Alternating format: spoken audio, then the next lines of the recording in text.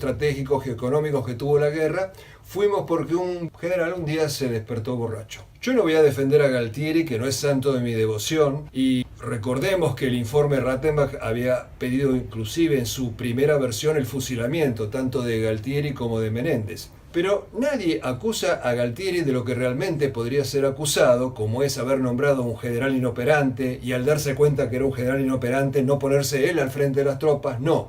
Insisten con el vaso de whisky famoso de Galtieri, porque es la mejor manera de ridiculizar la guerra de Malvinas. No hay gesta heroica si fuimos por un borracho. Yo hice una investigación, porque no conocí personalmente a Galtieri, para averiguar si era o no era alcohólico. Después de la guerra hablé con el almirante Anaya y me contó que en las reuniones del comité militar, mientras Galtieri se tomaba por ahí un whisky, Viola, que después fue presidente, se tomaba 4.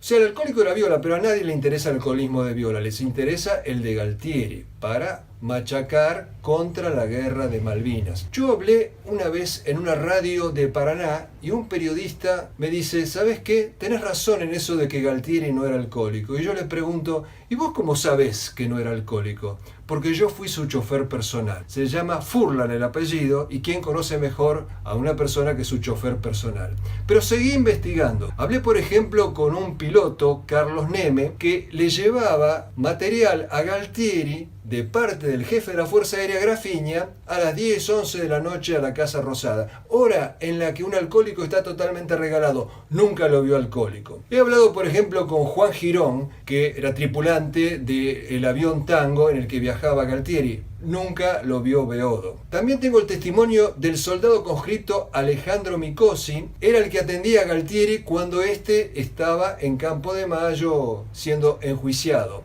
Galtieri se tomaba una copa de vino en los almuerzos y nada más en todo el día, pudiendo ordenar lo que quisiera. Hablé con un custodio en Campo de Mayo y en ese momento, que era Juan Pablo Aguirre Fajet, un oficial, que me contó de que cuando Galtieri salía con el instructor de deportes a practicar deportes, salía del lugar donde vivía, él se metía a revisar, a encontrar la botella de whisky, nunca encontró nada.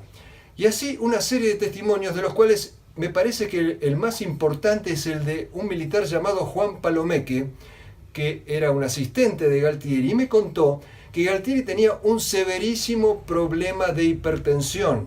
Solía tener 190, 120 y se tenía que empastillar para seguir avanzando, que muchas veces tuvieron que suspender vuelos hasta que le bajara la presión porque no podía con esa afección grave que tenía. Entonces todo esto sumado a cierta manera desacomodada de Galtieri de moverse. Galtieri era bastante rústico en sus movimientos, tenía una voz ronca, y para un periodista muchas veces no hay nada más fácil que sacar una foto con una copa en la mano y ya dictaminar fulano es alcohólico. ¿Qué es lo que se hizo con Galtieri? ¿Por qué se hizo esto? Se hizo para desvirtuar, se hizo para burlarse de la guerra de Malvinas. Nadie vuelve del ridículo. ¿Y qué puede haber más ridículo que la imagen de un general que lleva la guerra a su nación bajo los vahos del alcohol? Ahora, en realidad, es una banalidad saber si Galtieri era alcohólico o no era alcohólico. Lo que importa era si era buen jefe militar o no, y no lo era, pero nadie se mete con eso, porque finalmente es una trivialidad. La vida personal de la gente, ¿qué importa? ¿Importan los logros o los errores? El mismo almirante Woodward, el jefe de la flota inglesa, en distintos párrafos de su libro Los 100 días, habla de que se tomaba sus whiskies. Y fíjense qué paradoja. La que realmente era alcohólica era Margaret Thatcher. Esto lo han revelado los medios ingleses después de la guerra de Malvinas, y yo entiendo que ella se tomara sus whiskies a la noche porque debería estar bastante atemorizada de que un pequeño país sudaca, perdido en el medio de la nada, le estaría haciendo morder el polvo al gran león inglés. Inclusive esto del alcoholismo de la Thatcher fue reflejado en la película que ganó el Oscar, interpretada ella por Meryl Streep, donde se muestra justamente que era beoda Margaret Thatcher. Nadie habla de eso en Inglaterra de hoy. Hoy, en la Argentina, lamentablemente, todo el mundo sigue repitiendo la falacia de la capacidad alcohólica de Galtieri. Inclusive hay pseudohistoriadores, como por ejemplo un tal de Tito, que ha escrito un libro donde le dedica a Malvinas solamente una página, y en esa página también tiene la oportunidad de meter la copa de whisky de Galtieri.